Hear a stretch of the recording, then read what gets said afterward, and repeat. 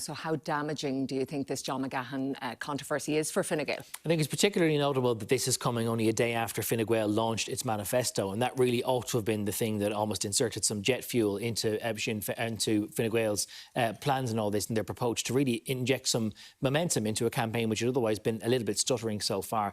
And it's particularly difficult because Fine Gael has often tried to point at the characters of other parties and really cast doubt as to their standing in public life. And yes, it is true that there was a criminal case and John Mcgahon was acquitted in that instance.